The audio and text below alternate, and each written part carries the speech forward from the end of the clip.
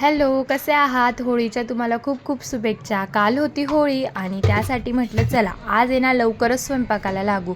काल खाली पूजेसाठी गेली आणि माझ्यासोबत काय झालं ते तुम्हाला पुढे सांगतेच. त्या अगोदर आहे ना मी दुपारी लवकरच स्वयंपाकाला लागलेली होती.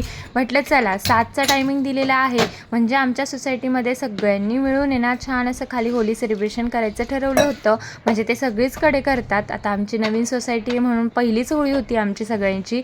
त्यामुळे ना मग सगळ्यांनी 7चा टाईम दिलेला होता. मग म्हटलं चला पिल्लू मला त्रास देईल त्यामुळे ना लवकरच स्वयंपाकाला लागून जाते. मग काय इथे अगोदर छान अशी खीर करायला घेतली. बघितलं तर दूध थोडंच होतं. म्हटलं चला यामध्ये थोडंसं तांदूळ आणि पाणी ॲड करून देऊ, खूप छान अशी खीर तयार होऊन जाईल. मग काय इथे खीरचं अगोदर प्रिपरेशन करून घेतलं.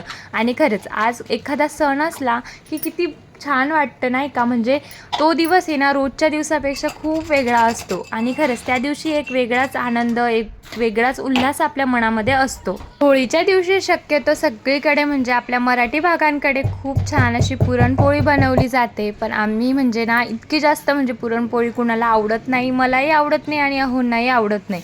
त्यामुळे मग मी या ठिकाणी पुरणपोळी स्किप केली. म्हटलं पाडव्याला वगैरे करेल. आता छान असं खीर आणि पुरी बनवते, कारण की साधं सिंपल जेवण असतं आणि इतकं जास्त आम्ही 2च जण आहेत. म्हणजे ध्रुव असून पण तो एकदम लहान आहे, तो खाणार तरी किती. त्यामुळे छान अशी खीर बनवली. म्हटलं नैवेद्यालाही होऊन जाईल आणि आपल्याला खायलाही होऊन जाईल. मग काय आणि साधी सिंपल इथे बटाट्याची छान अशी थोडीशी भाजी बनवून घेतली चवीसाठी. छान अशी भाजी बनवून घेतली आणि पीठ ऑलरेडी भिजून ठेवलेलं होतं. मग काय या ठिकाणी लगेच नैवेद्यासाठी 2 छोट्या छोट्या छान अशा पोळ्या बनवून घेतल्या. एक देवघरात नैवेद्य ठेवण्यासाठी आणि एक होलिका दहनला घेऊन जाण्यासाठी. मग या ठिकाणी छान अशा छोट्या छोट्या पोळ्या बनवून घेतल्या आणि बाकीच्या पोळ्याही मी या ठिकाणी लगेच टाकून घेतला आणि मस्त असा स्वयंपाक रेडी झाला लवकरच. आणि मग या ठिकाणी छान अशी बटाट्याची भाजी, मस्त अशी खीर मस्त बनवून रेडी होती. आती म्हटलं चला आता स्वतःही छान असं रेडी होऊन जाऊया.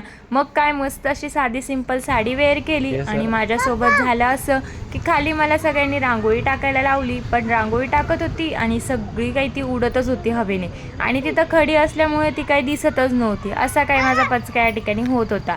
म्हटलं जाऊ दे यार. त्यानंतर आहे ना मग आम्ही सगळ्यांनी छान अशी पूजा करून घेतली आणि खरंच होळीच्या ह्या पवित्र अग्नीत आपले सगळे दुःख चिंता जळून राख हो आणि पुरणपोळीसारखा गोडवा आपल्या आयुष्यात येऊ हीच ईश्वरचरणी प्रार्थना. पुरणपोळी नाही पण खीर पुरी बनवलेली आहे. चला मग मस्त असं जेवण करून घेते आणि आपण भेटूया नेक्स्ट ब्लॉगमध्ये. Bye bye.